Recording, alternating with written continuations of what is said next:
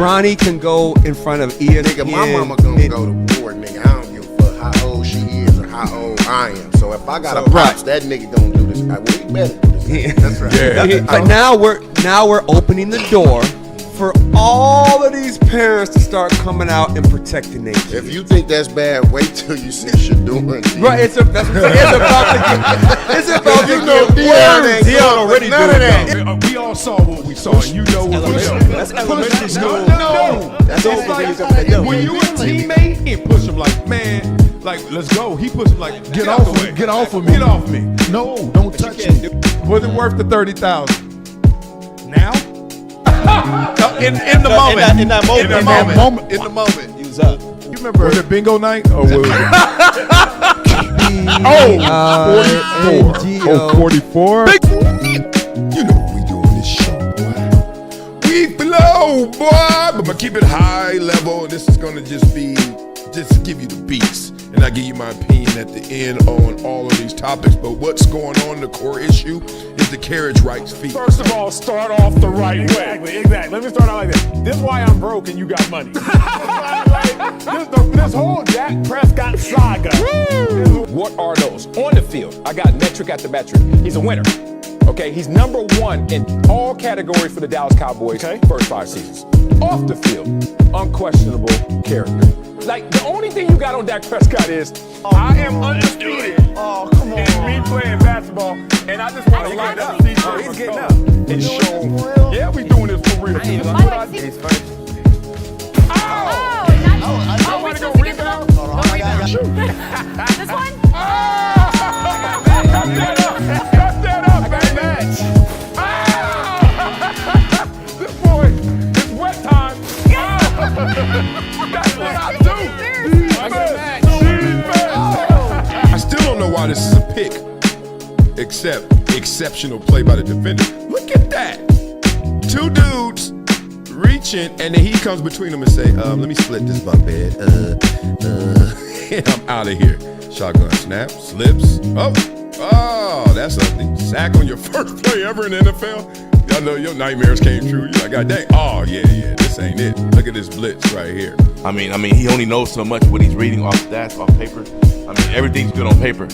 But I would always love to hear it from a player because they played the game. What about a journalist? Like, being real, NARPs are journalists. Like, you're from that pool, right? So imagine somebody just said, you didn't play the game. I don't want to hear it. She would have a living room full of people at about 10 p.m. probably every other Friday or Saturday. Come up here and I already know what they want, and I got to sing whatever song. Did you say song. Sing, not rap? You said sing, huh? Sing. Yeah, they ain't trying to hear no rap. They ain't trying to hear no rap. Yeah.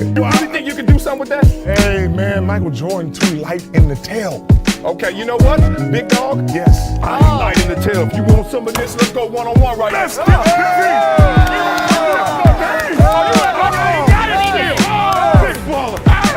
Everyone's playing the hits, but I'm a DJ. And one thing I know from my DJing experience is that you don't just play the hits. You play things that people haven't found out about yet. Discovery. Not up to me. I don't have this ego where I'm a buck, talk trash, and be like, yo, I don't like this. I'm gonna be like this. All right, I got enough talent. I got enough belief in me. I know what I want to do. Yep, let me go do it.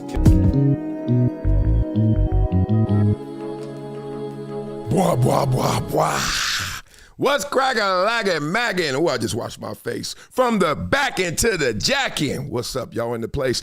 G's up, cause we's up. Yeah, Sunday. Happy Father's Day to all you guys out there who got horizontal with a young lady, hopefully your wife, and you still with your itty bitties in the home every day in the nuclear family. Happy Father's Day to y'all, brothers. I love y'all, man. Fathers, woo, we are so important. Everybody's important, but damn it, you got to start somewhere. And Papa got to be there. Papa there, everything gets better. Mama there, things can be good. Stop it. Love to you guys, man. Hope you're celebrated today. And start with celebrating yourself. Stop worrying about what gift you get, what card your kid gonna make. That's gonna be whack. But you're gonna say it's fresh because it's your kid. All that kind of stuff. Man, the first thing is some self-love, man. Some self-love, appreciation for being who we are as fathers. That's part one. Then after that, you know what I mean? Enjoy yourself. Today, I'm going to go to a tournament, basketball tournament.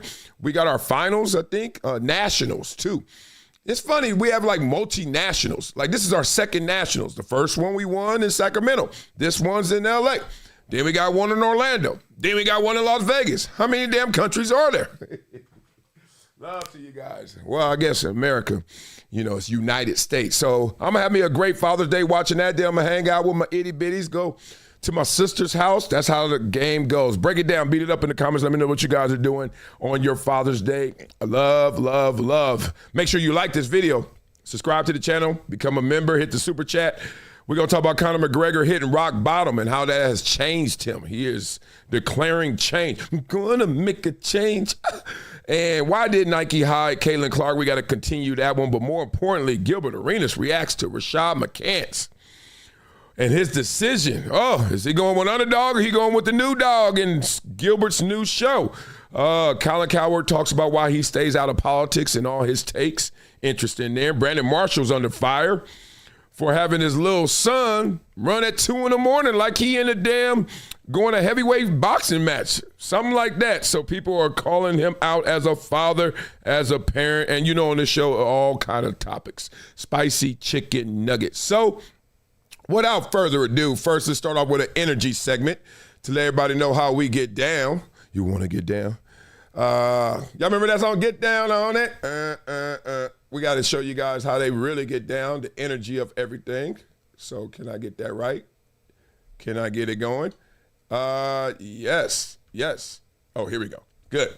All right. Yo, imagine you could do this. Just imagine if this was you. I know it ain't you because I know who you are, but imagine if this is you and this is how you get down. This is crazy. Look at this. I want to just show you before I even hit play.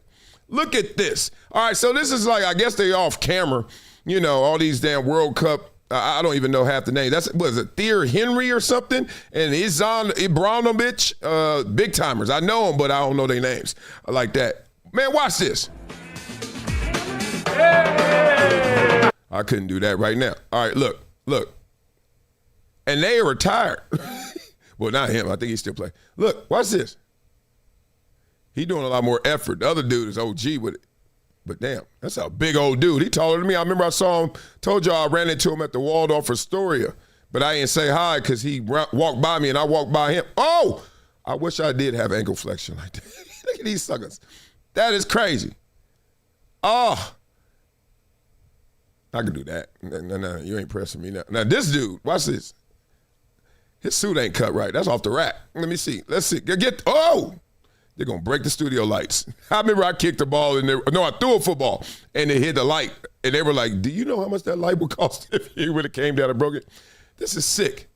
I love all of this. Now I'm getting a little bored. Can't lie. Anybody can do that. All right, there we go. I can't do that. Not especially with a on-the-rack suit. I couldn't do that. Damn it. Oh, he stopped it with the back of his heel. Why am I fascinated with this? I need to watch more World Cup, I guess, huh? Okay, this is why football is better than soccer. Let me stop. Because after about a certain point, you got bored with that. You're like, all right, well, you made the ball stop.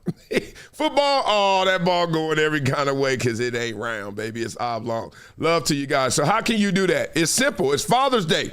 All you got to do is find the right mother, right? If you find the right mother, as a father, it's going to work. You got to start from who you impregnate. You can't impregnate just anybody, trying to have if you want a basketball player and your wife is 5'2", this is a problem. And you're like 5'11", that's a problem. He's trying to basically say love comes in all shapes and sizes. So why don't you love something that's big, right? My daddy did that. My mama was 6'1" when he met her.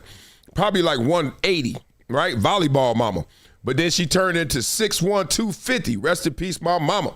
She got bigger. Black don't crack, it swells. And she got bigger, I ain't gonna lie. All that sodium and that alcohol, come on, too much. And then she turned into 6'1", 250. No more volleyball.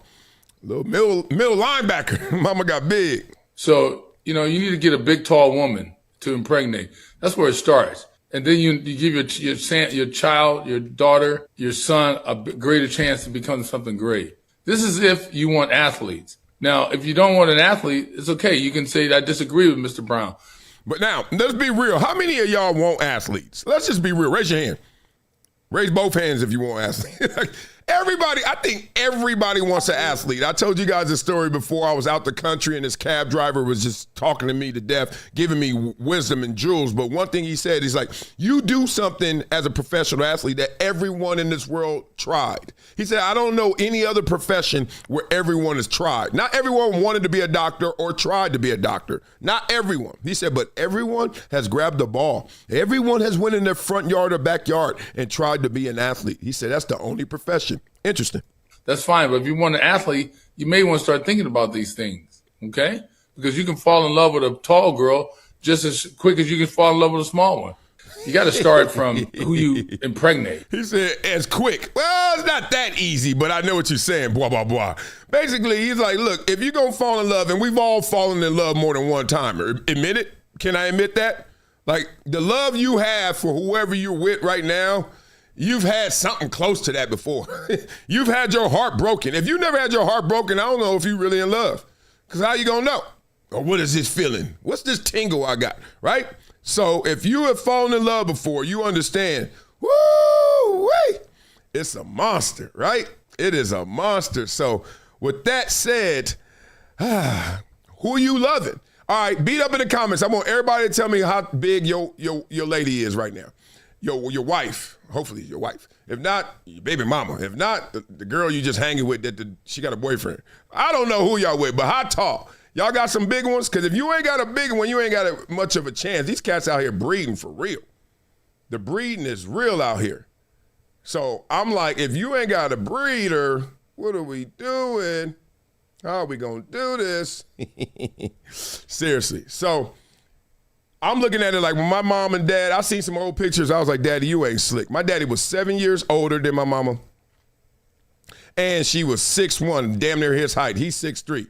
So that's how the game goes. You get something like that, do you understand what's going to happen? Do you understand what's going to happen? You're going to get you a big old boy named Marcellus. Simple as that. I'm trying to change this picture. Y'all can tell what I'm stalling, huh? And I'm doing it too. It's working. So, but I don't have any brothers and sisters. It's just me. So I don't have any comps. I don't know if I'm a mutt or if I'm a runt. Not a mutt, I'm a runt. Because if you got a 6'3" mama, a 6'3" daddy and a 6'1" mama, what are you doing? Like, why am I only 6'4"? I should be in the NBA, right? So that's how the game goes. But I'm not. So something went wrong with that formula. Mr. Brown. So love to you guys. All right, let's keep the show going now. I'll switch the picture. I had to do it. You know why you got to do this for real? If we talking sports, look, this ain't life. He just said it. If you don't want an athlete, that's fine. But if you do, this is why you do it. This is why you do it right here. Look at this. Get that big old boy. Look at that. You want your son to wear your jersey? Wear the same jersey, not the same jersey number, same jersey at your college? You want that to happen? Well, get them little ladies out of here. Simple as that. All right? That's how the game goes. All right, love to you guys. This is a happy Father's Day edition. You can tell I'm going around family, but I'm doing the sports way. Like, breed an athlete, so you can be rich, right? I signed 5 years, $50 million. I get 26.6 guaranteed. My first year in the league, I make $12.6 million. I get a $12 million signing bonus. Damn, he spent 14 in taxes and other things. Goodness. Touched them motherfuckers for $7 million, right? Off the rip. I think I signed for $50 million. Like me, everybody here is like, Joe signed $50 million. He got $50 million. It goes to the point where, like, now it is what it is. I'm telling you, we didn't have bread. So, mom and dad, boom, $3 million. Damn. After taxes, cash. Damn. Y'all need mom and dad. I gave mom and dad $3 million. Wow. Big, that's a flex right there. Yeah, gave my mom and dad $3 million after taxes, basically $6 million. Gave my mom and dad $3 million. Yeah, that's a lot on it. That's a lot, dog. Bought my mom and dad $1 million house. Hold on. So you gave him $3 million and bought him the house. Bought him the house. Oh, you a real one. Oh yeah. House was $1 million. So now basically that's giving mom and dad $3 million cash, $5 million. Me and my little brothers. I don't know your math. Obviously, little bros need whips. Buy all my little bros whips. That's the part where we need to get out of. Okay, I get the house because you can get some of that back, if not all of that back, and more than you put in. But that car, we just got to get out of. I don't know what culture it is. I don't even want to say it's like black culture. It's just car culture. Get out, because the Asians be having them cars too. Everybody be having them cars for real. If you really want to flex, you go in New York City with all them people with drivers, and it's too much. Get out the car culture. You bought your brother. You could have gave him $100,000 for real, but you just bought him a car with some wheels. Me, I got $50 million now, don't I? You know what I'm saying? So I caught me a nice penthouse. I get me a penthouse and 2 whips. Give me a Range Rover Sport and a Bentley GT. Okay. Off the rip. Okay. You know what I'm saying? So now, looking at 12.6, there's really 7. That's now after my folks and everything. Well, that's like man, what you got in the bank? $1 million? $1 million. $1 million? You know what I'm saying? Damn, $1 million in that Lipton iced tea. That's all you got. And that chain, though. That chain costs something. After it's 12.5. So that's 12.5 out of the 26 million that's guaranteed. So now I got another 14 million that's coming in. That's really 7. You know what I'm saying? So I guarantee you that the guy that you're talking to, the host, he doesn't understand what you're saying. I guarantee he lost you in these numbers because I have. Joe, nobody is keeping up with these numbers because you've changed them. First you were going by halves and then you went by 0.4%. I don't know where you at, but I know you spent a lot of money your rookie year, dog. One tuck after 12 million. So you think you got a goddamn fit? No. Just the easy way the math goes like that, you know what I'm saying? I had to start really getting to fucking get hip, you know what I'm saying? If you don't put that glass down, y'all hear that ice? Yeah. And I can see how people that aren't hip, you signed a 2 for 10 million. You think got 10? Bitch, your ass ain't got that. So anything you're talking about equivalating to making sure your folks or anybody looking at you like, oh, you got. We gotta go. Equivalating. When he said equivalating, I was like, oh, we on our last leg. Did he hit it? But the point being, I love doing this show because I can joke on anybody. Because I ain't seen Joe in a minute. He live around here too, playing pickleball. I know where you at. Stop running. Stop hiding. Anyway, I just get the clown. I get to see what they up to. He banged that mic. He used them ice cubes to make chandelier sounds. I don't know what the hell's going on. A lot going on, man. Respect to that. All right, let's get into this celebration of greatness we still got going on, which is the Knicks championship after 53 years. People still talking about that, and they're going to be talking about it forever because New York did it. So let's get into it a little bit, right? I want to hear what Josh Hart got to say. First, let me read about what Josh Hart said. He said, I'm a good basketball player, and I can help a team win, but if I'm the number 1 option on that team or number 2 option on that team, not a great team. Number 4, cool, we're a good team. Number 2, get the lottery numbers ready, baby. Some people are going to say that, hey, Austin Reeves, you need to take that quote and run with it. And I'm not that person, but we're going to talk about that a little bit later in the show with Austin Reeves. But let's get into this, how it all ended and the bad taste or the good taste you need to take from that championship or loss. So did you have a problem with the no shaking hands after, or was that a mistake and you're supposed to do that? Well, I'm not from the cloth that everybody else is from. I like a little beef. I like a little drama. I hope Jaylen Brunson remembers that. Mm-hmm. I hope they got to see each other again. I hope he remembers that and do something about it. I like when people have a chip on their shoulder. I feel like that's what writes the book. Hey, ooh. And I heard Sharpe may be on Gilbert's new show. I doubt it, but boy, he killing it. The thing is, when this storyline occurred, what happened? Next thing we saw from Jaylen Brunson in response to Victor Wembanyama was what? He did a toast. F Wembanyama. He literally said that. F Wembanyama. Now we got something.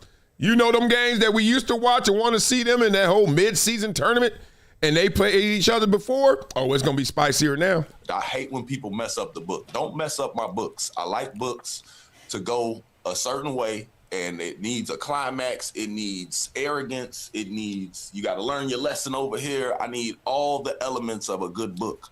And people try and mess with the book. Stop messing with these books, man. It's okay. He walked off. Jaylen Brunson, if he got a problem with that, he got a problem with that. But I don't think we sitting here talking about sportsmanship. He's a good sport. He lost in the finals. I'd have walked off too. Exactly, blah, blah, blah. It's amazing to me how they always say You know, like some people have the argument of when you lose in the biggest game, it hurts the most. And some people say, well, it hurts the most when you know you don't even got a shot to go to the biggest game. And look, I've never been in the biggest game at the biggest level. I've been in championship games before, but not the NFL level. So the point is, I lost a lot of early playoff games, and it hurt. Especially when you wrap your imagination, the one that hurt the most was the one I thought we had our best chances of winning the Super Bowl, Music City Miracle. So to his point, man, you better excuse me as I act a fool because we just lost. And I'm trying to come to grips in terms with how we lost. That's real. Got to give love to Chaotic Jester. When I asked you guys how tall are you, he says he's 5'6", but laying down he's 7'2". He's stupid. I know you got a little wee-wee now. That's what girls be saying. Oh, he got a little wee-wee, girl. If he got to talk about it, he got a little wee-wee. Oh, man, 7'2". Yeah, right. Okay. Oh, man, if this show was as open and honest as I want it to be, and we're at 98 percentile, but there are kids that is listening. But I remember one time this girl told me, boy, just be careful, guys, who out there bragging like, oh, I got the hammer, the Thor. She basically was talking for a lot of women. She said, we don't want the Thor. They don't want Thor. They're like, that's too much. They're like, we already have babies and we don't want babies to come out of there. So you think we want something else bigger or as big to go in there? I told you I was going to go there. I hope the kids ain't up on this Sunday. Maybe they are making pancakes for Father's Day. Let's talk about this. This is interesting.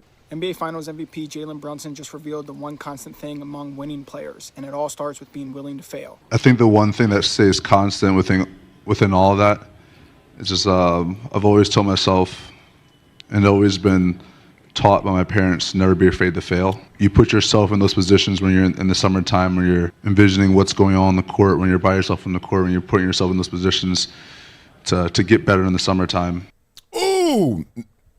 One of the key ingredients to success is stop being embarrassed. Stop being scared to fail because it takes your risk away, right? And then you only do safe things. You only do controlled things. You only do the things you kind of certain that's going to work. Who in the hell you think you facing at the Nationals, like we going to play today with my kids? Who you think you facing that's really going to make it, that ain't going to test you and get you out your comfort zone? So the best thing to do is get used to being out your comfort zone, which is at practice, act a damn fool. Be a donkey. Do what you got to do. Like I see it all the time. My kids, they dribbling. I say, all right, dribble. And they doing all the dribbles that they know. I said, what's the next level of that dribble, right? Is it a hezzy with it too, right? And do it fast and do it so fast you fumble it. Because that's how fast you got to do it in the game. Why are you doing it all controlled and measured so you can look fresh? I ain't filming this. This ain't gram worthy. We ain't doing that. I want you to show, flex, look a mess, sweat, make mistakes, brick, shoot air balls. This is the time to do it. And it's so sad because sports, they left that. Right? When coaches start getting under the fire and under the gun of I got to win right now, you know what they said about practice? Oh, this is a performance. This ain't no more practice. Ain't no more working on your left-hand layup. Fool, you better know how to do it already. You better go get a trainer. You better go somewhere else to get some work. Don't come in here acting like you don't know what to do because I'm only looking for those performers. This is a performance. And after that, the game changed. So when people talk about development, it started with the coaches getting fired in 2 days if they don't win all their games. It starts there. Pressure goes downhill because it goes downhill. Next thing you know, the players ain't working on their game no more. They're just trying to show out for coach. And when those opportunities come about, you're not afraid of the moment because you worked hard enough to where if you do fail, you're going to learn anyway. You put the confidence you have in everything you do when the lights are on because of everything you've done when no one's watching. He said it himself. Put yourself in. Blah, blah, blah. No one's watching. Building character. Knowing that, hey, when it all settles, when you at that free throw line or the crowd is booing you, who you got? Who can you count on? Yourself. So train them up, right? Man, that was genius. That's how you talk that talk. Real spit. And then people are talking that talk so much, including his daddy, they got him in the rafters. They got him up high. Some people say too high. I don't know. Who do you believe is the greatest Knick ever, and what does he have to do to be considered that?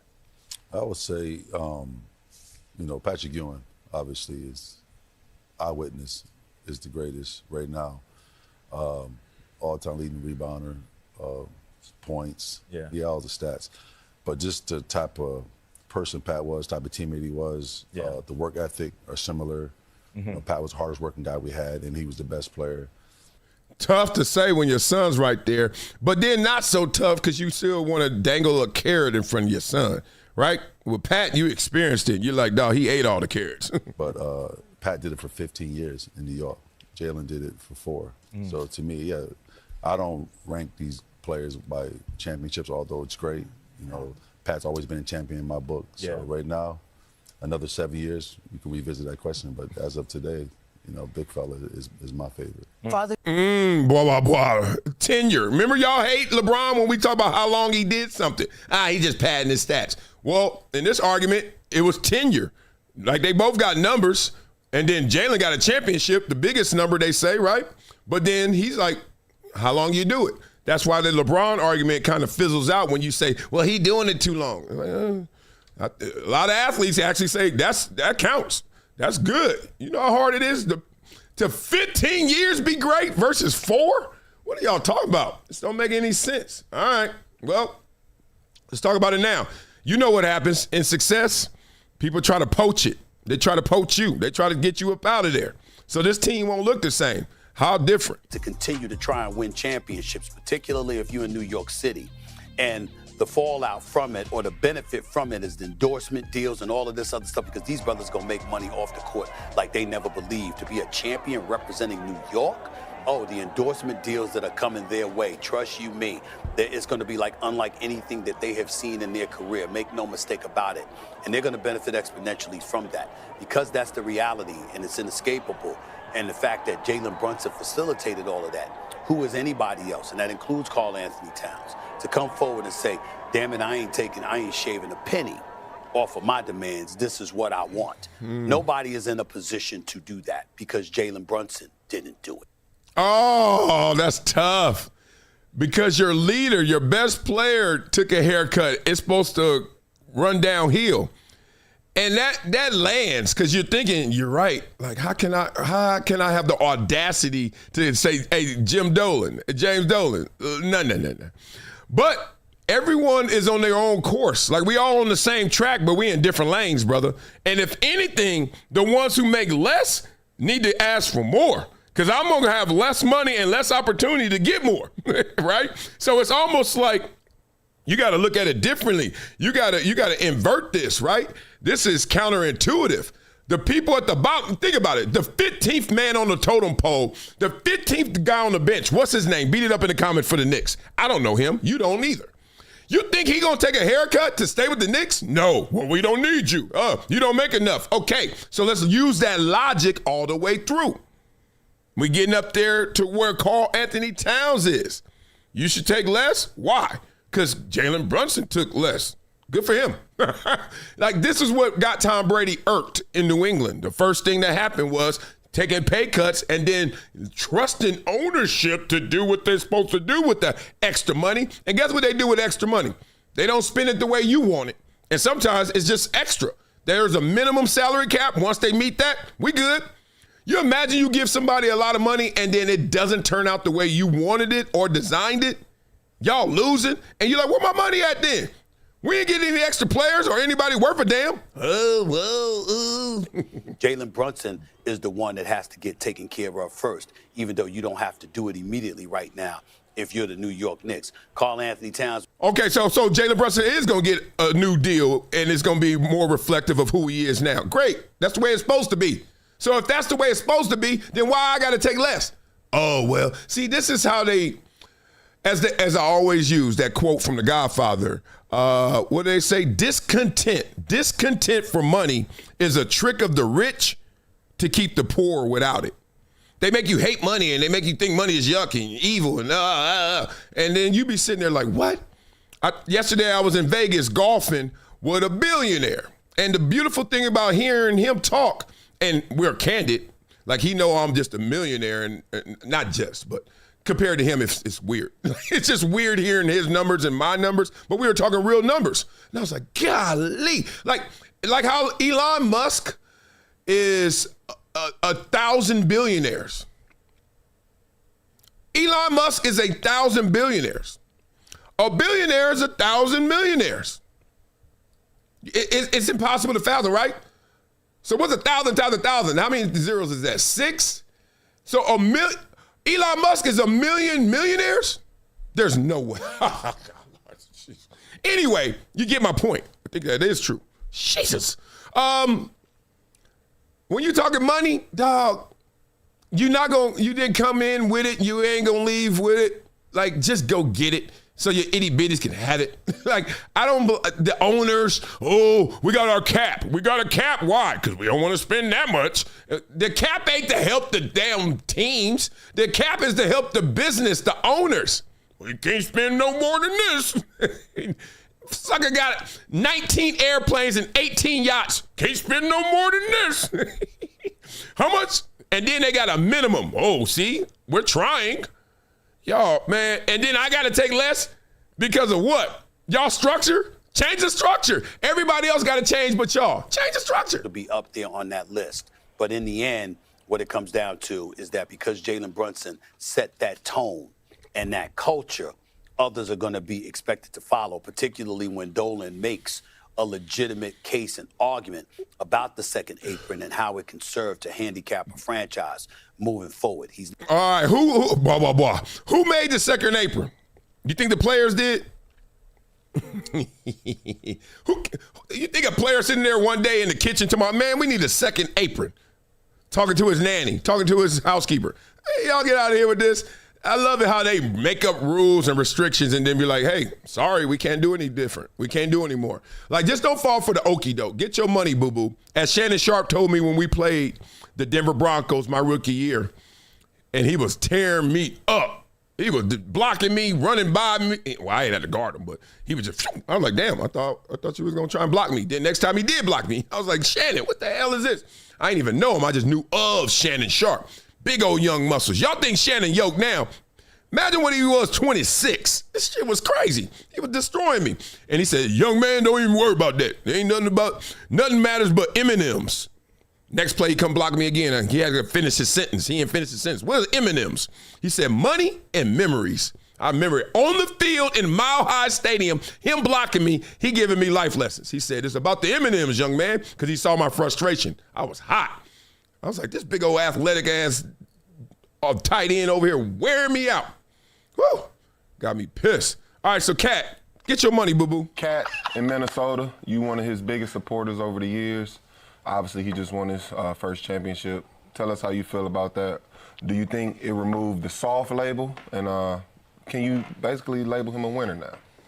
I hope he won. You have to. I think as a player, if you go to the Western Conference Finals 3 years in a row, I think you have to look at that and be like, okay, cool.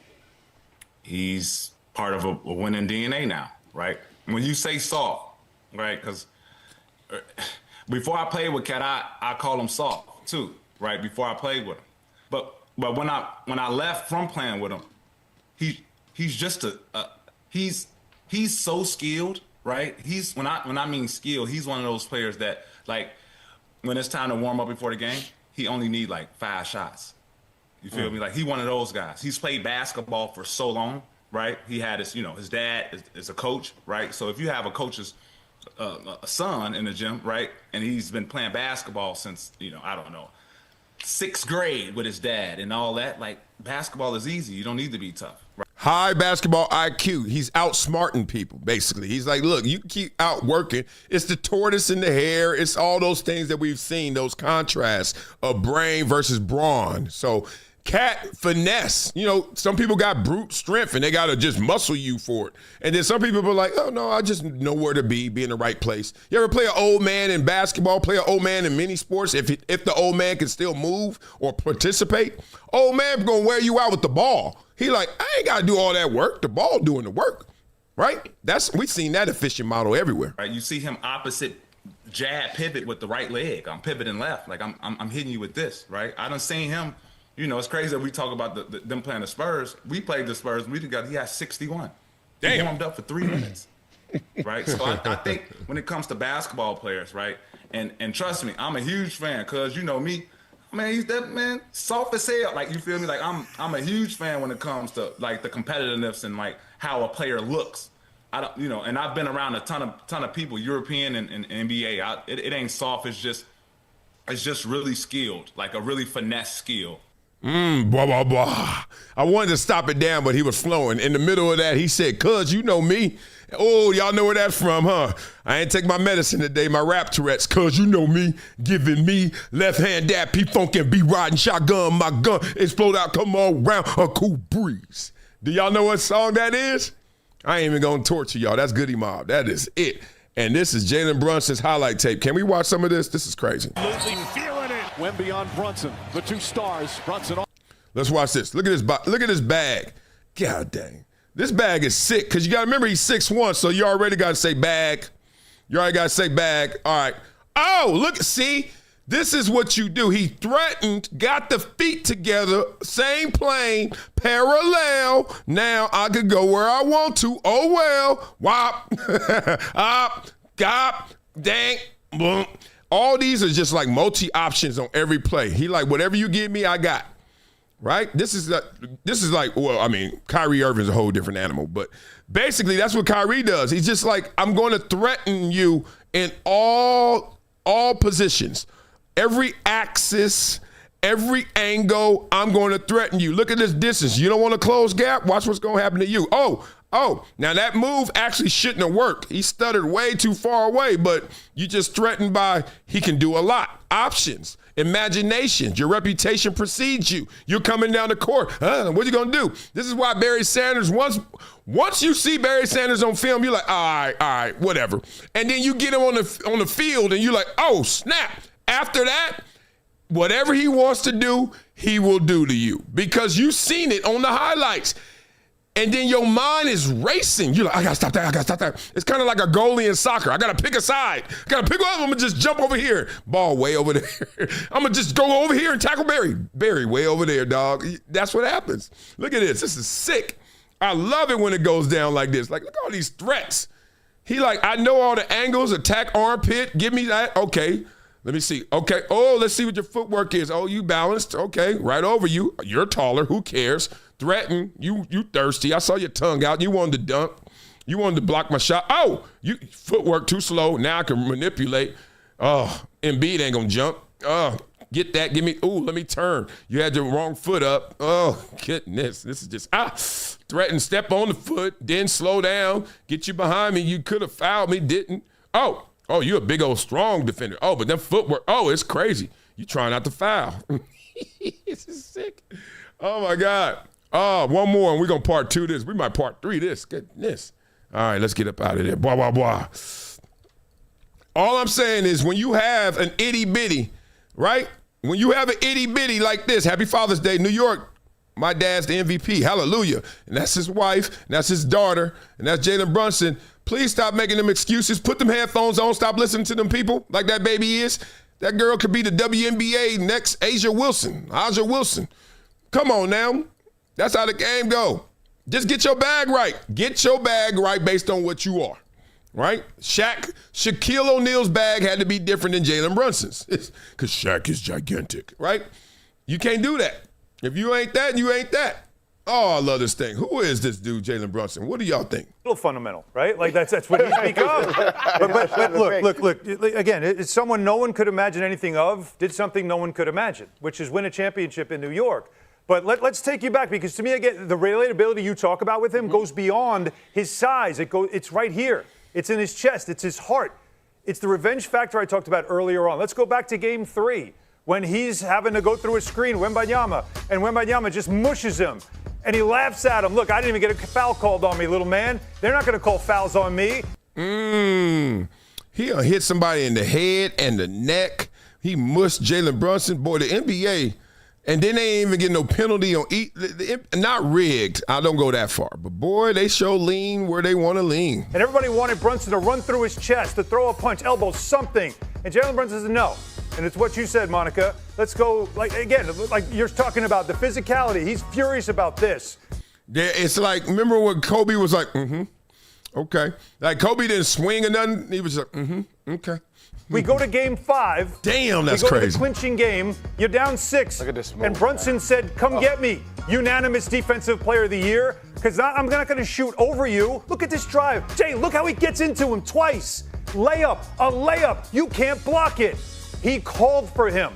And that to me was the ultimate kill shot.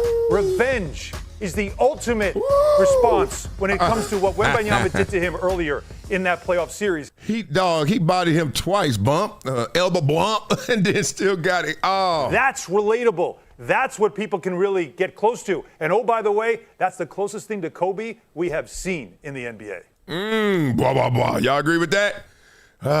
It's something special. It's something special. How special? Ugh. Ooh, we got to change the energy right now, man. I'm nicked up. We got to hear Max Kellerman talk about how good this team is and everybody talking about that and how big the ring is. We'll come back to that for the next one. But now we got to change it up. Let's get a little fight going. We still got to talk about Conor McGregor hitting rock bottom and how that's changed him. He's coming back to the UFC. We also going to talk about Caitlin Clark getting hit by Nike and Gilbert Arenas reacting to Rashad McCants live. Talking about where he going next. Is Underdog or he going with his dog, Gilbert Arenas? Colin Cowherd says why he stays out of politics in his takes. And Brandon Marshall under fire for being a parent. Got his little itty-bitty running at 2 in the morning. Some road work. People calling him out. All that and more. So make sure you like this video, subscribe to the channel, become a member, hit the super chat. This is my diary with y'all, baby. Let's talk through it. All right, y'all watched that UFC Freedom 250, right? One of the stars that came out of that, came into it like that, but it came out as Justin Gaethje. That's how you say it, Gaethje? I don't know how to say his name perfectly because I've heard it too many different ways. But the point is, the dude looked like he got no quit in him, right? And we all know he was a star, but let's listen to him break down what he was dealing with. And hopefully Joe Rogan doesn't get us shut down because this is the biggest show here. Yeah, how they endure. And that was the big story of that second round, that you figured out a way to get through it. And the change in tempo in the third round was very obvious. Because the sprint that you have to make, like what Ilya did when he was trying to finish you, that he used so much fucking energy. And the great... Y'all remember this? This fight was insane. Please tell me y'all rocking with me on this. I love UFC. I'm sorry, boxing. I feel like I'm cheating. I'm cheating on my childhood, but UFC is better than boxing now. Even the good young fighters... Y'all don't have the business anymore. The business of boxing is not promoting you well enough for me to care or for me to be ready when you guys are ready to be superstars. It's just not. UFC, and on top of it, it's mixed martial arts. They can fight in UFC. They can box in UFC and do all this other stuff, kick you in your face. Stop playing. Chael Sonnen once said that if you try to win by knockout and fail, you won't win by submission. Yeah. And a lot of times that's the case because you're burnt. You're tapped. You're tired, boss. No, as good as anybody. If you fucking sprint it hard, you wail in the bag with fucking everything you got for 2 minutes, and then they go time. 1 minute's not enough. It's not enough. No, even in preparation. Even 2 minutes. They were still tired after 2 minutes. That was crazy, even too. In that was crazy, too. We'll talk about that. Preparation for these fights, like, I'm doing 20, 30, 40-second sprints at most. I mean, that was a 2-minute sprint for him. Yes. Yeah. But full out. Full power. Everything full power. Every punch full power. You can't even train for that. You can't. You got to have spots. Right. Now, y'all know, any of you guys know about like interval training and what they're talking about really, and the different, and your different systems, so your response systems. So when you're going out there and you're running your cardiovascular system and how you're breathing and how you respond. So different endurance systems, right? You got your one that is short-term in capacity and you got one that's long-term, your main tank, your reserve tank, etc. And if you go out there in an intense exercise, anything, and you go quick and fast and hard, good luck. That's what she said.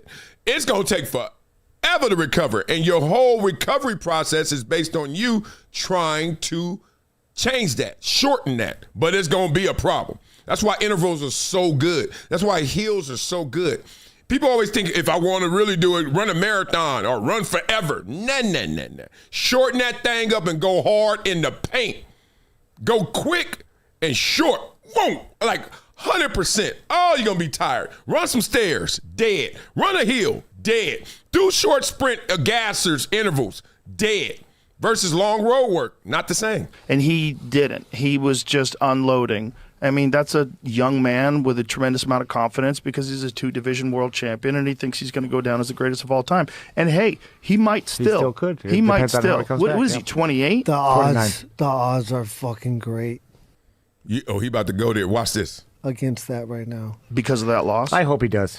I hope he does too. I hope he does, and I know that he has a skill. But I that's know hard to that he overcome. has the skill to be a champion again.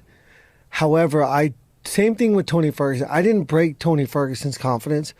I changed the perception of his opponents of him. And that is a huge factor when you go in there. Like, who are you fighting? What do you figure? You know, before this, he was a guy that you couldn't get through, that you couldn't push through, you couldn't survive with. Remember we were talking earlier about your reputation precedes you, like in sports. So I see you coming. I know your bag. I know your problems. That's part of your whole offensive bag becomes what they perceive it is. They start thinking before you even start moving. Kyrie Irving, soon as he start dribbling, cats be stumbling already. Like, what he about to, you know? And you get to that place. And he's going to talk about how I changed the image of you. So now when cats see you coming, they ain't moving. They ain't nervous. They ain't scared no more. It's crazy. And once I showed people that all you got to do is get through that, then nobody's ever going to go in there with thinking that he's unbeatable now. You know, and that was his identity. And, you know, that's going to be such a tough task for him to fight people that aren't scared of him. Man, blah, blah, blah. Mike Tyson. Do y'all remember that? Let's see if they bring it up. That's interesting. That's Mike Tyson in his prime. That's Anderson Silva in his prime, where the fight was lost before Ronda he even Rousey. got in there. Yeah. The fight was lost before he even got in there. Ronda Rousey. All of those greats. Once they lost that armor, that invincibility, you were like, oh, they all right. You could beat them. Physically, now I don't know what the truth is, but all these reports are that he has 2 fractured orbitals and a broken nose.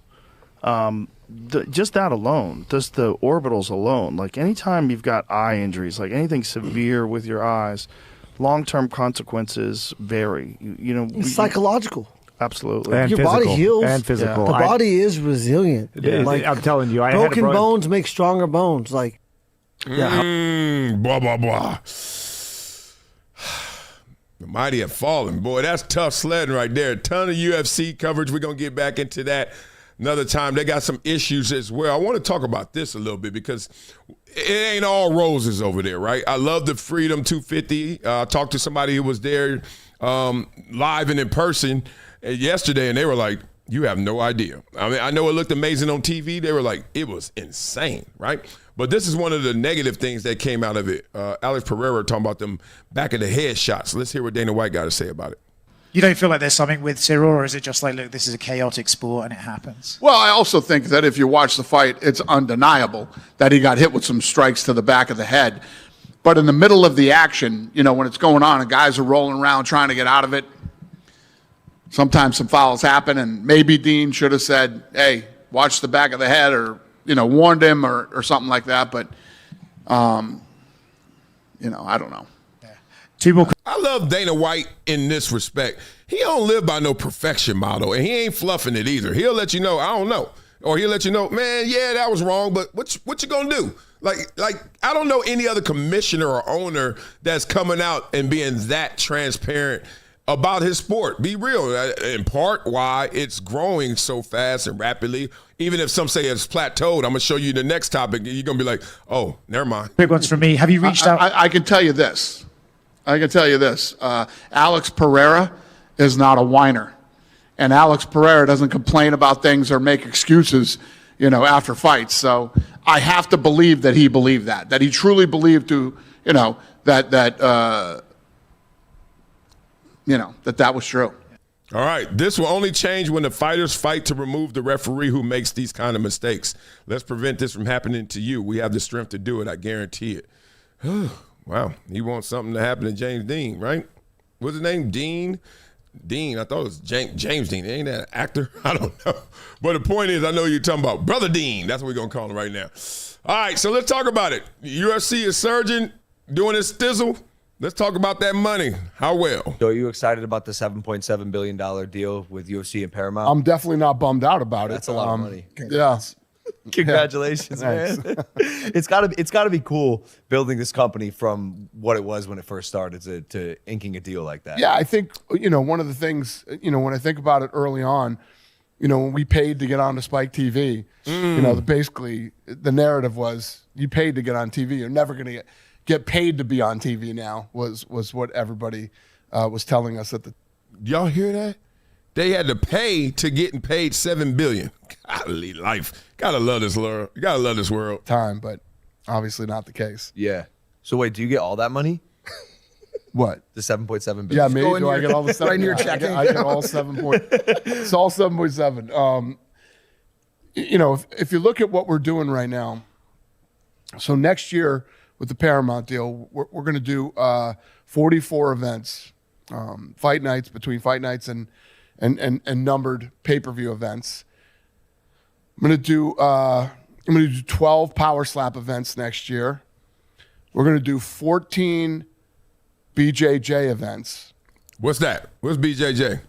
Tell me. And then, the new boxing deal I'm working on for 26. Think about it, boxing isn't on TV right now. Nobody has a TV deal.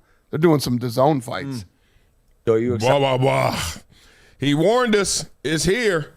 And Ronda Rousey called him out because her UFC fight had, the MVP Promotions had the same amount of viewers as what Paramount had at the White House Freedom 250.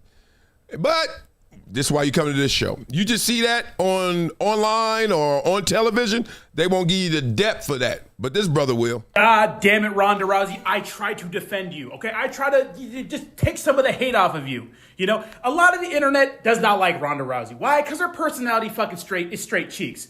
Whenever I mention you and say how great you were, everyone says, oh, the chick that got knocked out by Holly Holm or Amanda Nunes. I'm like, no, but before that, she used to beat people up. And then they see you fucking striking and it looks like ass. Look, I'm trying to defend you, but when you say shit like this, telling Hunter Campbell to kiss your ass, even though you know these numbers aren't correct, help me out, Ron.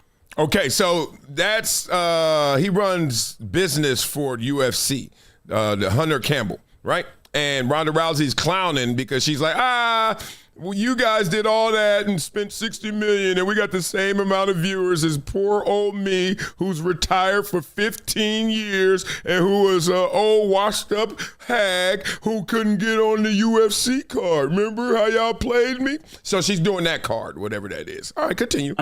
Rowdy Ronda Rousey, First of all, if anybody didn't think she was just going to steamroll Gina Carano, who's been making movies for the last 15 years, when I don't know what the hell Ronda was on, but those traps did not look like the traps I used to see. If you didn't think she was going to steamroll Gina Carano, you must have forgot. But, okay, obviously the numbers are fucked up. They both got 17 million views. Jake Paul said they had more concurrent viewers. That's not true. At any given moment, each program had 7 to 9 million views. Fucking Netflix has 400 million subscribers globally. Paramount has 80. So if you think about the percentage, and not a lot of people even know what the fuck Paramount Plus is.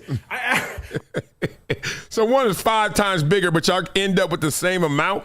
So you had 5x more opportunity based on subscribers alone to gain something. So, if all things are equal, this is how they say it. Pound for pound, Paramount event certainly outclassed and outviewed what we saw on Netflix. But Netflix is bigger. So I'm saying, you know how they play with the numbers, so they play with the narratives. I've been telling people where they can catch the fight lately, and I'm like, what the fuck is that?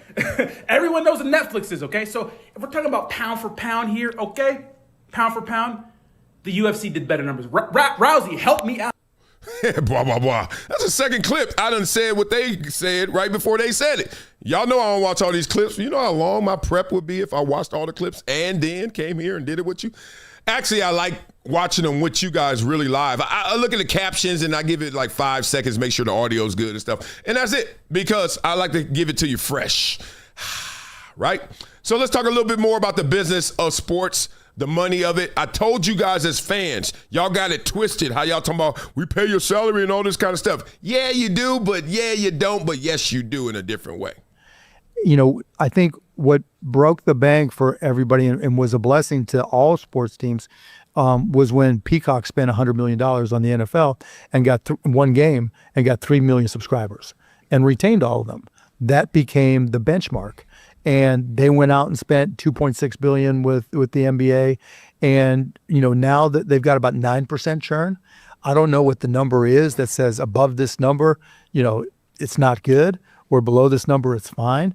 But it's not about ratings anymore. We like to cover, you guys love to talk about ratings. Ratings are irrelevant. Y'all hear that?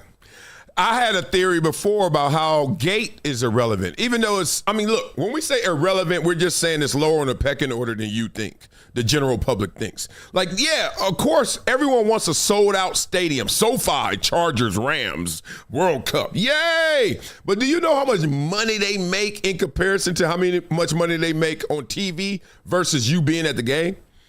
Like, look at how much they're paying, how much Fox had to pay for the World Cup versus, I'm gonna make a few $1 million selling hot dogs today and Gatorades and these seats. You know, it's 80,000 seats, and the average price to get in is what, $400 or $500, whatever it may be. You can say it's 1,000, right? What is that? 8 million? You think sitting rights is $8 million? Okay.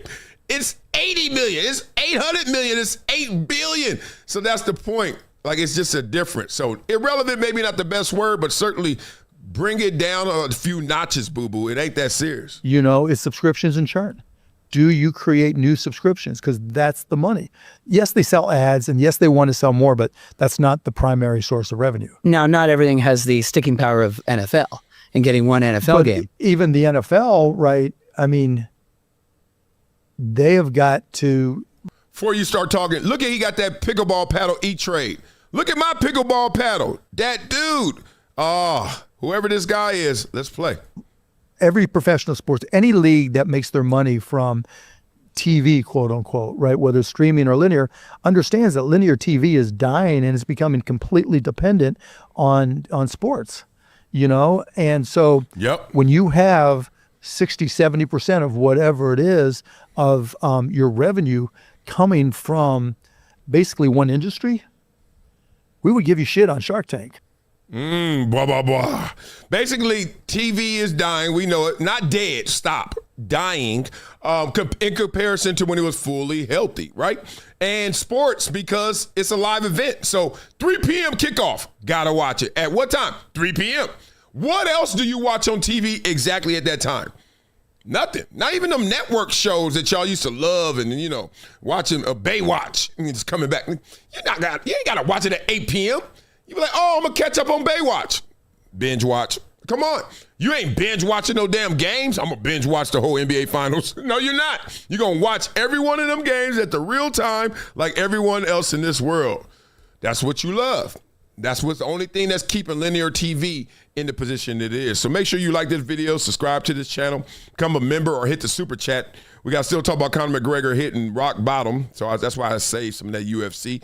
And Caitlin Clark and Nike, why'd y'all hide her? We may do that again. Gilbert Arenas, we definitely doing that. Reacts to Rashad McCants in his decision to go with Underdog or with his dog, Gilbert Arenas. And Colin Cowherd, why he stays out of political takes. And Brandon Marshall's under fire for being a bad parent, according to y'all. Y'all said he got his son running at 2 a.m, some road work, like he Floyd Mayweather. Let's get into all that. All right, we got to do those type of topics, right? Ooh, let's get into it. And then we'll come back and we'll see if there's anything left. Before we do that, though, let's give some love to the ladies. Hey, ladies, congratulations to you. Why? Because you have become the fastest player in WNBA history, Angel Reese, to reach 1,000 points and 1,000 rebounds in just 79 games. I think the record before was 89 games. So good for her. Give her some respect. Give her some love. All right. And speaking of the ladies, Caitlin Clark, why Nike play you like that? There's a lot of problems at Nike, and Caitlin Clark would not solve that. She's not selling $5 billion in shoes, okay? But it's indicative that there is sort of a couple things. One, that you just have pure dysfunction a lot of paralysis by analysis. Why didn't we get this going sooner? Why didn't we jump on it earlier? And then you have the sort of the political realm where they, in the women's basketball space, they had to get an A'ja Wilson shoe out. A'ja Wilson is a far more accomplished and better player than Caitlin Clark. She's I think 4-time MVP, 3 or 4-time champion, best player in the world. And they had to get that shoe out. And A'ja Wilson's an African American player. They hadn't had a single deal with an African American WNBA player since the last edition of the Cheryl Swoops shoe. Damn. So basically, he's saying it, and he's saying it gently. But the real is, we can't let Caitlin Clark, even though we know she's way more of a phenomenon than A'ja Wilson, we can't do that. There's too many hurdles. Like, it's going to come back to haunt us. 1, A'ja Wilson's way better as a player. 2, way more accomplished as a player. 3, a veteran. And then 4, she's black. What we doing? Yeah, that's going to be short-term thinking if we just say, here's Caitlin Clark's shoe. You'd be like, people will be, you know how they go. They're going to start boycott Nike. You're going to hear all that kind of stuff. But I do want to make this distinction. That's how the sports is. That's how the game goes. Like, it's weird that Nike took that into consideration if they did, because there's been many a times where someone who's better has gotten leapfrogged by somebody who's just hotter. Right? Like Lynn Sanity, what did he say? He made them $100 million in that 2-week span? They didn't care that Carmelo was better. No, they weren't going to trade Carmelo, but they certainly printed up a lot of Jeremy Lin jerseys. And they were Lynn Sanity everything, right? You just got to be ready. Yesterday, guess who I see? Caleb Williams at the airport. Shout out to Caleb Williams, man. Good dude. He's Madden cover, all the above. Great year last year. We already know. But Caleb Williams is getting way more love than maybe some other quarterbacks who got Super Bowls and been in the league and a few more. Who on the cover of Madden? Caleb Williams. Not even Matthew Stafford, who won the MVP last year. That's my point. In, I think, 2002. So was there some politics involved in that? All of these things are theories. I talked to lots of people who work at Nike, lots of people that used to work at Nike, all off the record. And, any one of them could be it. Any of them kind of put in together, there's a perfect storm. But Nike invested a ton of money in Caitlin Clark. They're paying her $28 million over 8 years, but they just haven't activated it until apparently October. Maybe this summer they'll do some commercials. I think Nike introduced the first Jordan shoe 3 months into his rookie season. Things have changed. They did. They also got the LeBron out within 7 months. Now, shoes are a little different now, so maybe it takes a little longer. But again, to me, after the first season they had, her junior year at Iowa, when she took them to the championship game, and the TV ratings were as high as NBA Finals games, and everybody was into Caitlin Clark and she was going to come back. To me, that's when Nike and a lot of people in Nike said we should have immediately tried to sign her to a long-term deal and set up a shoe so that when she got through her senior year, right as she's entering the WNBA, we have a shoe out there. Yeah. But even if you don't do the shoe, there's other stuff. They've released a couple hoodies and T-shirts here, but you can do that on Crenshaw. Man, they had Caitlin Clark ran up on Crenshaw the day she got all this. Angel Reese did that to her. They had that shirt out. What's Nike taking so long for? An apparel line. Again, commercials do not take huge investments or lead time. Social media posts, they virtually ignore her. All the different things that are really easy to do. And when, if you read the story, the different people in the story, Will Sebastian was like, we couldn't put her, they just were buying anything with her name on. Like it didn't matter. And all the companies would say when we put stuff on social media that we had a Caitlin Clark, here's Caitlin Clark film in our commercial or whatever we had, the numbers were just incredible. There was just an insatiable appetite for Caitlin Clark, particularly in 2024. I still think there is in 2026. It's just one of the great marketing failures, sports marketing failures, and it's from Nike, of all places, who almost invented sports marketing. Man, that doesn't make any sense. Blah, blah, blah. Why? What's the resistance? What's the perceived resistance? What's the headwind that they're feeling that nobody else is feeling or blowing? It feels like the racial element, but at the same time, no, it doesn't, because you know that the racial element is like a more of a loud minority than a real big majority. The silent majority of people are just gonna be like, yeah, whatever. Y'all kicking up dust. We gonna buy the shoes if they're fresh. We gonna buy the shoes because they're hers, right? They put out, what's her name? Ana Casas, the other ladies. They put out her shoes. How you say her name?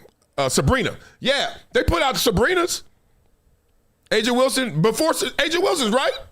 And those are sick. Everybody got them. I don't know. Caitlin Clark, maybe it's her team. Sometimes it's the team, and they're like, look, don't talk bad about us, but we ain't rocking with everything y'all doing. I don't know. But I know one thing that happens. I want y'all to see this play. Have you ever seen somebody get their ankles broken? Yes. Who hasn't? Have you ever seen somebody get their ankles broken? And I mean ankles, plural, both of them. Look, watch this.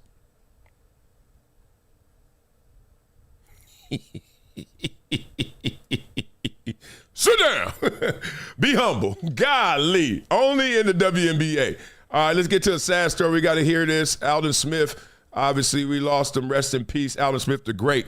But interesting, now there's some mystery around his death, supposedly. Alden's death was a tragedy. He was our brother. He was an extremely, extremely talented football player. But more so, he was a human being. And I'm just going to go right into it. The day that Alden died, I received text messages, phone calls, FaceTimes from some of our ex-teammates. And some of the shit that I saw was disgusting.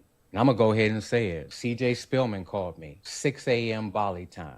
And he put me on FaceTime, and he was showing me pictures of Alden slumped over in the front seat, Alden laying on the ground in front of the vehicle that he was traveling in with the ER, with all the shit hooked up to his body, pretty much deceased. And I want to say that it's disgusting, because if you call me and we barely talk and it's circulating around, there's more than just me that saw those videos and those pictures. So I saw that Alden's family is hiring private investigators, lawyers to investigate what actually happened that day. And Got to break it up, obviously. Disturbing. But there's some other angles to this. Continue. I hope that they listen to this so they can understand and know who to contact. First and foremost, CJ Spillman should have a lot of answers for you, but whoever was there, they had something to do with it. And it broke my heart. I really didn't want to even speak on the subject, but I have to. I have to tell the truth. I have to say what I saw, because it's traumatizing. I had nightmares 2 nights in a row after seeing those videos and after seeing those pictures. Blah, blah, blah. I don't want to speak recklessly, but sometimes the people who are around or there are also, they're in attendance, not in participation. So I just want to make sure I make that distinction. Like everybody you see in the video when something bad's happening, it's not like, oh, what did you do to it? Obviously that's a question. But at the same time, it's interesting. The video he's talking about is circulating. Someone did post it in the chat that I'm in. I didn't take a look at it. But they also were bringing some commentary to it. And basically, and this is conjecture because no one has gotten to the bottom of it, but basically they were saying if it was an overdose, it was a hot one. So, you know, everyone starts to think about fentanyl and all that stuff. Like I don't know drug terms. And I'm glad I'm naive to him, to be frank. Excuse me for that at that time. But that's what I've heard. That's all I've heard. And there's going to be an investigation into it. It could be as simple as, man, it was an OD or it was something like that, or it could be more. Who knows at this point with certainty. All right, let's continue, man. Tough. Y'all heard Colin Cowherd trying to get in there on some 49ers talk, but right now that's not where the spirit is. We got to get to these other topics. We got a lot of topics sitting here right now. So make sure you like this video, subscribe to this channel, become a member, hit the super chat, and we'll chop it up. Ooh, I'm passing up a lot of this good NBA stuff. They are talking this. Steph Curry on the boards. We're going to come back to this. Steph Curry is breaking down the philosophy and the scheme and how they got down in Golden State. We got to do that.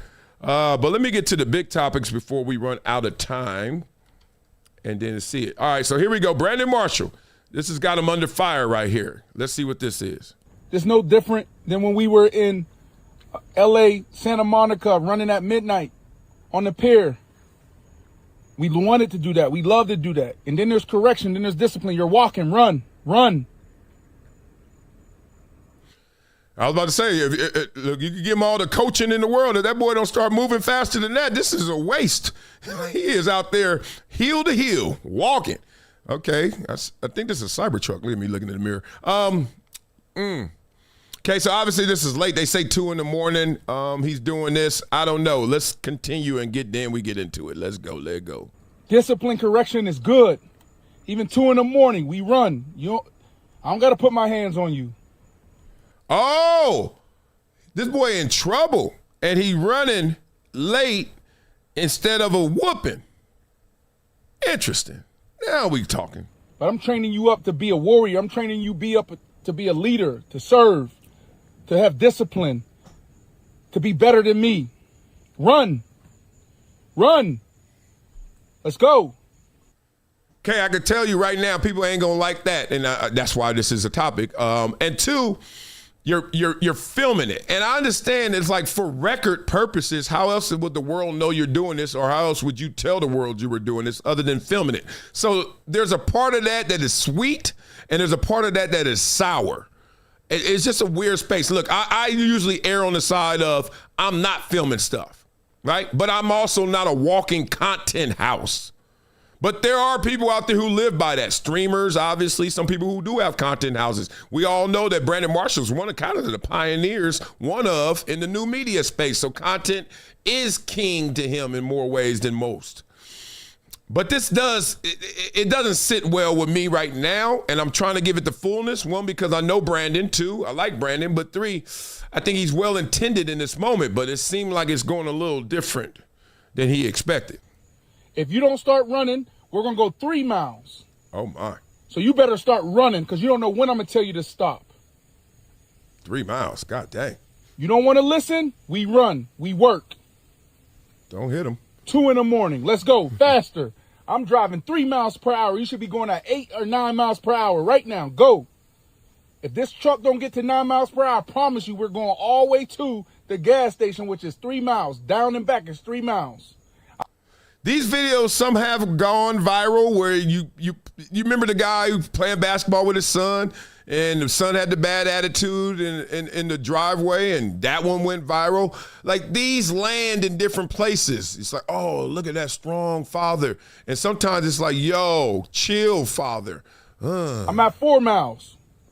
I'm at 5. I'm at 6. There we go. Now we moving. Run. Discipline.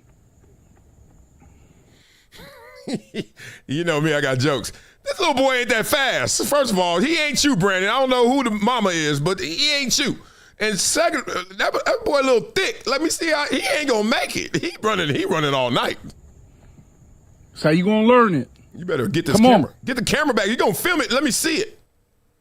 Ooh, blah, blah, blah. Okay. Look. To choose this as discipline as an option outside of physical discipline just doesn't sound good, even though it probably is good. It doesn't sound good because it's like, oh, you're going to whoop your son. Instead, you're going to make him what? Like, it shouldn't be. I don't believe in whooping. Like, I got spankings growing up. And I understand the benefits of a spanking. Boy, nothing corrects you better and faster as a kid than wah-wah. But I also know the cons of a spanking, which is there's a lack of explanation emotionally. Now, your mama can tell you why she beating you, your daddy can tell you why he beating you or giving you a whooping, but it's not an emotional understanding. Because if you really listen to somebody while they doing it, what does striking me have to do with that? This is where I left. I was a young kid, and I used to just feel more detached until I stopped getting whoopings. Then you start getting big punishments, or you can't use you can't use their car, or you can't go out, But before that stage, every time I got a whooping, 1, it hurt, but 2, I didn't understand. Like, I know I did something wrong, but there's no way you can have attacked this any different than physical violence. And I'm not gonna lie to you, I think it really, like, almost implants violence as a response to you. I am a very peaceful person. I hate fighting. One, I hate anybody thinking, I hate the energy that comes before a fight. Like, dog, whatever we mad at, it ain't that deep. I promise you, in a year, we're going to laugh at this. So let's laugh now. I don't want to fight, you know? But if you want to fight, I'm not going to get beat up, but I'll protect myself and whoop your ass. But I'm not trying to fight, dog. I just tell you right now, I don't care what you call me. You're a punk. You're this. You're that. What's up then? I don't care, dog. If your name ain't on my mortgage, you think I care? Like, what are you talking about? But a kid, helpless. That kid is looking to you for leadership, and then you say, I don't want to whoop you, which is something I think you shouldn't even do in the first place. But instead of that, let's go run. And let's go run right now to let you know how bad this is. I just think there's so many other options that will actually pay off, that will actually activate in him not only the discipline you desire, but him to actually be in front of those things, right? For him to start to have foresight. Next time I shouldn't play with the blender. Next time I shouldn't leave that all on the floor and my iPad everywhere. Or next time I should clean my room. Whatever it is, I don't know what he did. But road work, especially when little man ain't, you got an old lineman talking about he a receiver. Like, let me stop. The jokes. I you know me, how much I love itty bitties, and I try to defend the itty bitty in me as I talk through these stories, because that kid, I don't think he's getting it. He obviously, you know what? Forget the junk. Take off the Band-Aid. Obviously, he ain't getting it. The boy ain't even trying. He already in trouble, ain't trying. You know when you in trouble, you on your best behavior. If he's still on his worst behavior, whatever you doing ain't it. That's why they torture people. Oh, you don't want to say something? Unless you specially trained a psycho, you gonna say something. So you dropped the bottle of beer 11:30? Yeah. It was 11:30. Come on, man. That little boy too young to even outthink Brandon and outthink this situation. But his body is telling you everything you need to know. He ain't tripping.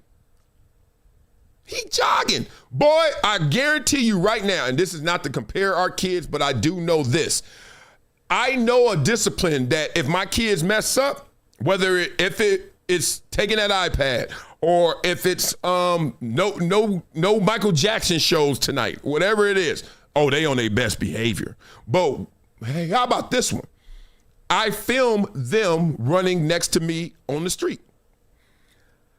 I wouldn't have to say it twice. If you don't run, you in trouble. This ain't trouble. What if you don't run, you're gonna see trouble. They'll outrun the car. The car can't keep up.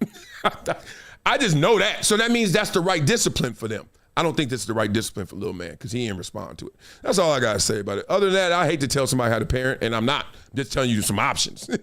I do not. Parents always talk because I coach, and they be coming to me with all this stuff. I'll be like, look, I'm gonna give you some options. You do what you do. You know, your son is late to practice. It ain't your son's fault. It's you. You the one that's, kids don't drive themselves to practice, so I ain't mad at that boy for that. I'm only getting mad at your son for one reason. He ain't trying hard enough. He ain't trying his best. Other than that, he could be sorry as hell. It's okay. Stay sorry. You're going to be sorry. The world, sports will deal with you. I ain't got to deal with you. But if you're not trying, I'm dealing with you. You ain't going to go to another team next year and that coach be like, who been coaching you? What are you doing? When they get me, when they get my kids, they can be like, oh, you had Wiley. Mm-hmm. No wonder your ass over here trying. Sorry as hell, but he's trying. That's how the game goes. All right, Colin. Whew, we got to talk about Colin right now. Colin Cowherd saying why he doesn't have politics in his takes. Maybe he'll talk about parental discipline as well. Beat it up in the comments. We also got to talk through Conor McGregor still hitting rock bottom on this Sunday Father's Day edition. Love to you guys. It's a big show, man. Then we could go back in time if we got some time to go to some of these other topics. A lot of Steph Curry, LeBron James. Oh, we still got Gilbert Arenas, of course, reacting to Rashad McCants' decision and his future. Underdog or his dog, Gilbert Arenas. But let's get into this. Make sure you like the video. Subscribe to the channel. Become a member. And hit the super chat. I'm glad y'all here on Father's Day. Y'all rocking with me. That's real special. I ain't lying. That's real special. Let's go. When your competition is discussing race and transgender. Let's go in the beginning. Your decision to not get political certainly built your brand when your competition is discussing race and transgenderism and Trump and all that other stuff on a sports network, which clearly the viewers don't want. Yeah, no, I when George Bodenheimer, remember when he replaced Skipper, and he came in for it was brief, but John kind of took over the reins of ESPN. I mean, the first thing you noticed was they stopped talking. They started talking way more NFL, Bobby. They stopped talking politics. And I remember the author, Jim Miller, the author who's written the CAA book and the HBO book, he had a tweet. He said, "Oh, the adults have taken over ESPN again." Yeah, I've been there before when you could see where the mindset, politics, whatever you want to say, like there are times when the borders are closed, like all your personal thoughts and feelings and issues, keep them out there. Don't want to hear about your activism. Don't want to hear what you're boycotting. Don't want to hear your little slants. And then there's times where they're like, go ahead. And there's times where they're like, you better not. And incentives shape behaviors, and it starts with the leadership. If the leadership's like, go ahead, we're going to give you rewards for that. Hey, you want to call a championship trophy a participation trophy? Go ahead. Everything is open season when you want it to be, and everything is closed when you want it to be. Where it's like, guys, your audience wants football, and they want sports. That's what they want. And the company, I thought, got kind of rudderless for a while. There have been times since COVID, I think there's been Democrat overreach in policing certain things, some cultural shifts I don't necessarily agree with. And there are times on the right, I don't think, every time Trump gets on a plane and goes overseas, I'd rather he not make a deal for he and his family. I don't love that. I think conservatives and Trump do a better job on our borders. I think their messaging is very clear on the economy and crime. The reason people probably can't predict what I am is because I think I'm just a radical centrist. Blah, blah, blah. Man, I didn't expect that at the end. Colin started talking about what he really believes. Interesting. Beyond radical centrist, because that's still your grouping of him. You hear this, you hear this, you hear this. Let's put it all together and say he's this. That's too simple for me. That's too like primate for me. I don't care to label him anything. I like people who answer questions, answer topics, answer moments in history. I think we would do much better if we didn't have the labels. Simple. Because the label makes you think that I'm all of that. I'm not. You can say conservative. I'm not all conservative. Liberal. I'm not all liberal. Like, so I can understand why you don't want to say anything, because it's like, dog. I think, Neil deGrasse Tyson said this, the physicist and big brain. He said, don't call me that. They were trying to make him, they were saying that he's an atheist. He said, no. Don't call me that, because I'm not all things that come with an atheist. And that's the best answer I have for me. Y'all know me, you're rocking with me. Don't call me some label. Don't sum me up. I'm not a math equation. Because I'm not a hard objective number. I'm not a whole number. Don't add me up. Just listen. Damn it. It's an equation. 1 + 1 is 2. No, I'm not done. I got more pluses and minuses and multiplication and division. That's called life. Go through the whole equation. Chill. Trust me, the numbers will add up or they won't. It's like, no, equal. I want to hit equal. Who is he? I heard him. I heard what he said. I know what he's thinking. Equal. I hate those type of people. Just do you. Be up in the comments. Let me know what you guys think.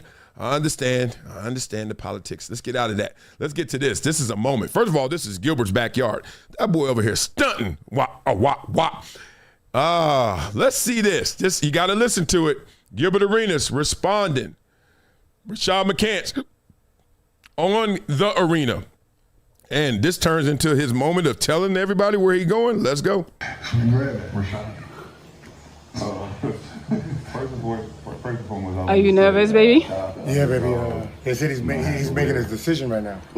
Shout out to his wife, Mel, my gym partner. Shout out to G-Train. Love. I'm so proud to be wearing, giving us the opportunity to be able to show and prove. It's not looking good. Sports show, internet.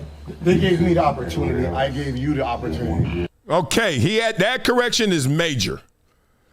Rashad's going into that, when you play the piano, when you play the violin, and you got to say all the obvious, the understandings of, I got a great opportunity and thank Underdog for this opportunity. All that. And Gilbert corrected him and said, no, they gave me the opportunity and I gave you the opportunity. Now, that's gangster to correct him in the moment, but it's real, too. Like, that's one thing about it. Like, they believed in something or someone, and Gilbert's just like, look, dog, it wasn't you. It could be you now, but if we record in history and now we giving our recall of it, let's keep it 1,000. Wow. Ooh. Oh, shit. No, Nick, not. No, he's serious. Oh, shit. He's making his decision. Don't laugh, King, and stop laughing. Damn water everywhere. Well, he got an Underdog shirt on, so I think I know how this is going to play out, Gilbert. Maybe you don't, but let's go. Skip. Stop laughing, Brandon. Stop laughing. Don't laugh. Don't laugh. He's serious. LeBron. Damn. Okay. It's a Glaze Wednesday. You said this. Okay. Thanks again. You know, obviously he's picked sides. So we already know where he's going. Oh my God, Fredo! Damn it! You're not on my side. You're not with us. You was one of my best soldiers. Oh, damn it, baby. This can't be real. First of all, why you gonna break the damn screen? It did nothing to you, and it's fresh. Leave it alone. So what's that? Kenyon's gone. That's Kenyon next to him, right? Kenyon's gone. We already know Josiah's gonna go.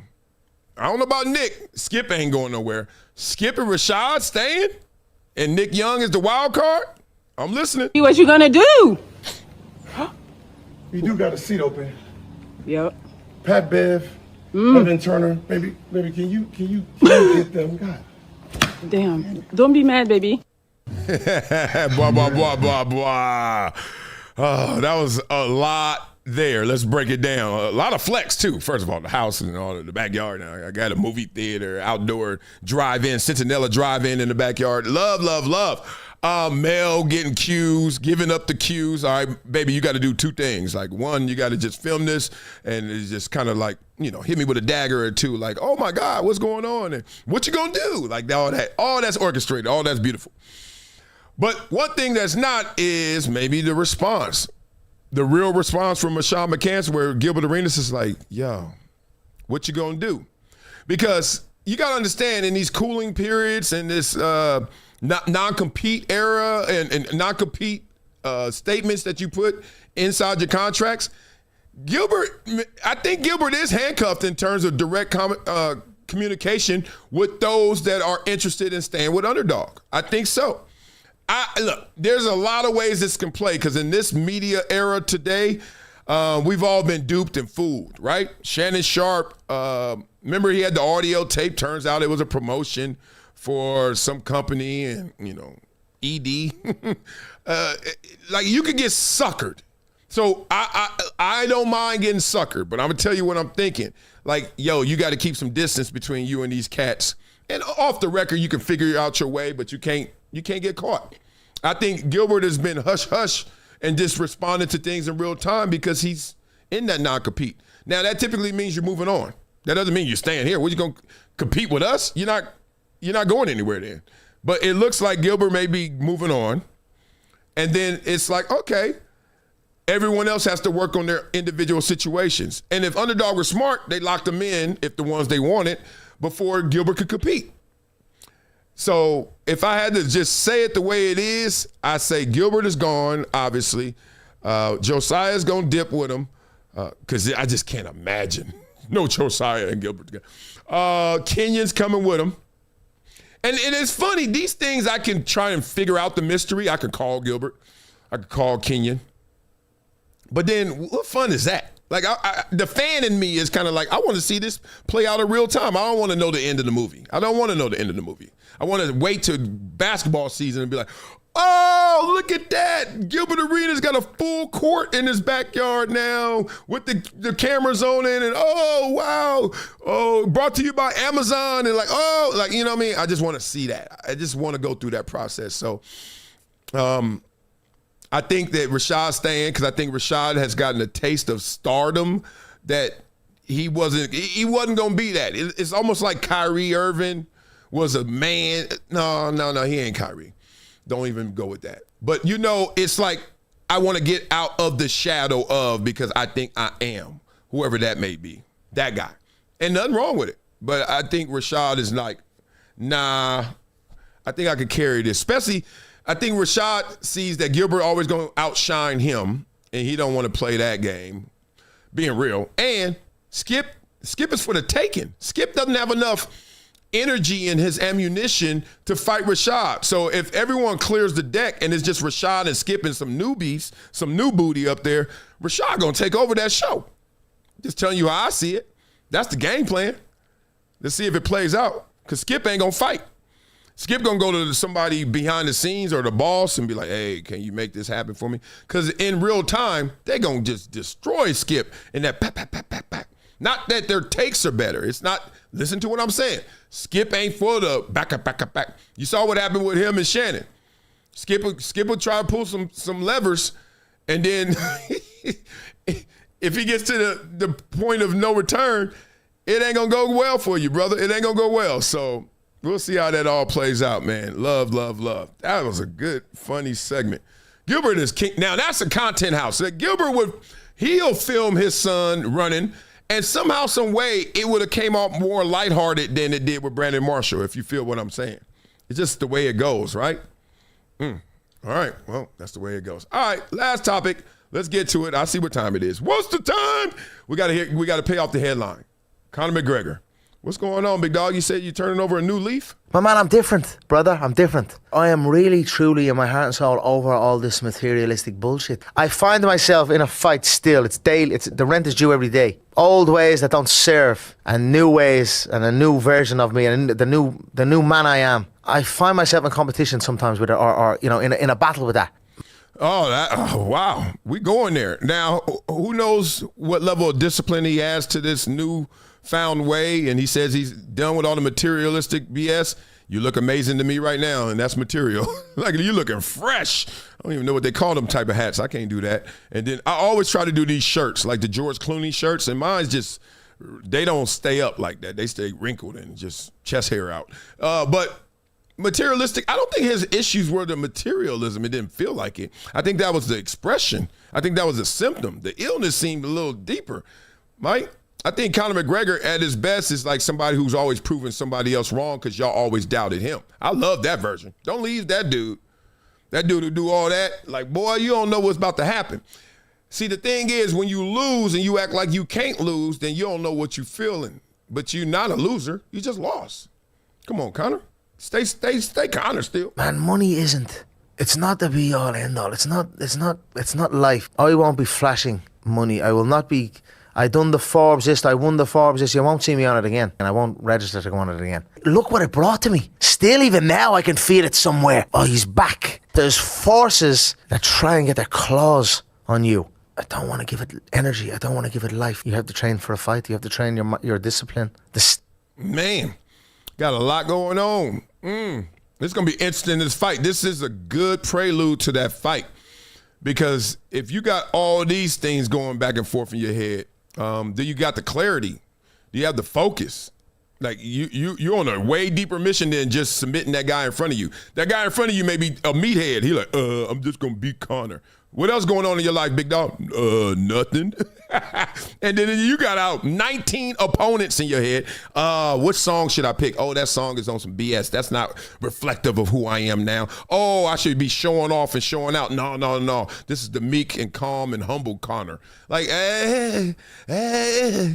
Y'all remember when Tiger Woods got caught up and got caught, and then, okay, I'm going to be a good guy. I'm going to go to rehab and all that. He may have won one tournament since. Like, dog, chill. Some Tigers got to go Tiger. Stakes are very high. You better stay balanced. Sometimes when you're down in a place, you don't feel anything else. You've no emotion. You're reckless. You're going. You don't pay no attention to nothing. If you fall when you're in this position, you don't give a fuck. You might even do it out of, just to do it. Now I'm blaming the editor. This can't be like his. I can see the edits, but I can't even see how they pieced this together. Where was this? Where were they in terms of logic in these conversations? Like, it's all over. When they say all over the place, they mean this, what we're watching right now. When you hit rock bottom. Or a few dark moments, are you? I was put in the position to showcase my strength. It ain't easy. It ain't easy. I'm keeping my balance and making my way through life. And God is helping me with that. Do you have regrets? Finally, you say something, break up that damn, I don't know what that was. That was a tidal wave of what is going on. Regrets. What you think you're going to say? No. God knows my heart. And the things that I have gone through, young man, I came into all this. I forgive myself for what I forgive myself for disgracing the position that God put me in, which I've done many times. Disgracing it? Dog, you just you lost some fights. You got beat up. You lost that invincibility, but I guess, man, I don't know. I keep things in perspective. Have you forgotten when we didn't know who you were to forget? Like, Conor McGregor is a superstar. He didn't start off no superstar. Now, maybe he didn't hold that perch as long as he desired. Dog, in the UFC, all y'all lose. Who has not lost? John Bones Jones, even he lost one off a technicality, right? Like a referee something, but he didn't get beat. You in the wrong sport, brother. If you trying to be perfect, no perfection over there. And I won't do it again. I'm a father now. I'm a man. I feel like I'm a man now. You know, I felt like a boy before. So family life has kept me in it. I'm walking the tightrope and I'm keeping my balance. And please God, I keep it. Thank you, God. This ain't a therapy session. You know, no, I know. Yes, it was. Blah, blah, blah. Okay, the issues, him and his wife, infidelity, all that. Okay, I forgot about that. So that's why at the end he's talking that. Maybe that's his grander conversation. He's like, there are things bigger than sports, bigger in life. So I'm not trying to lose myself. I lost my way in life. Therefore, that's part of why I lost my way in sport. Okay, I apologize. I see everything you're saying now once you brought it home to family. Because at first I was like, dog, you're Conor McGregor. You better recognize. Oh, beast. Beast. All right. Love to all you guys, man. Happy Father's Day to everybody. Everybody. I mean, hopefully your father is still here. My father's still with me. I'm blessed. I got to call my pops, see what he up to today. Man, getting old is amazing and great, and it sucks. Because just be real. Man, growing up, Father's Day, man, I had that house laced with balloons and stuff like that. Here you go. And then now it's like, I'm going to call you. Want to go eat? It's like, man, I just love the childhood times of like festivity and holiday and everything. Now it's just like, okay, are you available? But my kids are going to make cards for me today, so that's fun. I just want them to have a great day and just celebrate with me. And I got 4 kids. I bet, oof. That's a beautiful thing, man. I'm living life. I'm about to cry right now, so let me stop. Get off of here. Let me find this video so I get up out of here before I start crying, because I got 4 little itty bitties. And, we slept together, 2 of them. One is in Connecticut, and one was upstairs. But ain't nothing better than you and your itty bitties getting it in, right? What y'all got planned for this Father's Day? Let me know. Beat it up in the comments. I'm going to check it out. And then let's have an amazing day. I know I am, because my kids are going to be with me. That's all that matters. Love to all you guys as I keep stalling because I can't find this video. I'm never going to lie to y'all. I'm like, where the fuck is the video? Oh, there we go. Okay. Love to you guys. Have an amazing day. Happy Father's Day. Mothers, you too. Have a great day. Celebrate that man. Peace. It's been a decade plus that I knew that this day was going to come. Oh, this is not hyperbole here. Because I believe the verse.